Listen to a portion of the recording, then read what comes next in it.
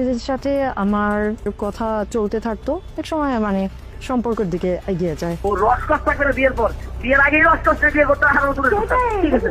আবারও আলোচনার কেন্দ্রবিন্দুতে ইউটিউবার আফ্রিদি। একের পর এক বিস্ফোরক অভিযোগ এই কন্টেন্ট ক্রিয়েটরের বিরুদ্ধে। বেশ কয়েকজন ভুক্তভোগী নারী জানিয়েছেন বিয়ের প্রলোভন দেখিয়ে তাদের সঙ্গে সম্পর্ক করেছেন আফ্রিদি। না, সমস্যা কি? অভিযোগে বেরিয়ে আসছে চাঞ্চল্যকর সব তথ্য, যা নেট দুনিয়ায় ইতিমধ্যে তোলপাড় সৃষ্টি করেছে।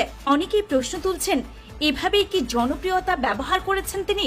তাদের মধ্যে একজন এ নারী। তিনি বলেন, আমি সোশ্যাল মিডিয়াতে বিভিন্ন রকমের কন্টেন্ট বানিয়ে থাকি।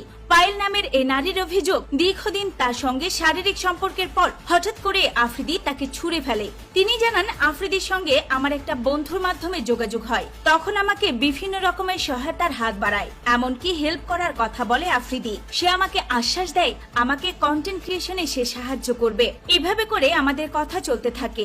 একটা সময় আমরা সম্পর্কের দিকে এগিয়ে যাই। ভুক্তভোগী ওই নারী শেষ পর্যন্ত চেষ্টা করেছিলেন আফ্রিদির সঙ্গে সংসার করার, তবে ডিবি অফিসে ডেকে নিয়ে তাকে গায়েব করে দেওয়ার হুমকি দেয় আফ্রিদি। তারপর আফ্রিদির সঙ্গে সংসারে সব স্বপ্ন শেষ হয়ে যায় পায়েলের।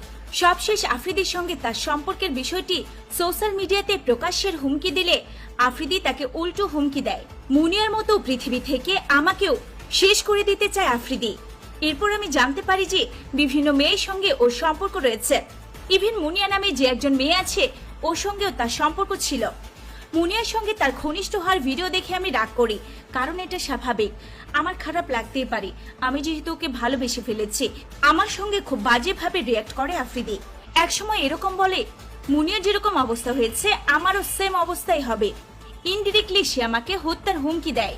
এছাড়া মুনিয়া সহ অনেক মেয়ের সঙ্গে তৌহিদ আফ্রিদির শারীরিক সম্পর্ক ছিল। মুনিয়ার মৃত্যুর পরে তৌহিদ আফ্রিদির সঙ্গে মুনিয়ার কিছু ঘনিষ্ঠ মুহূর্তের কল রেকর্ড ফাঁস হয়েছিল সামাজিক যোগাযোগ মাধ্যমে। তখন সৃষ্টি হয়েছিল ব্যাপক আলোড়ন।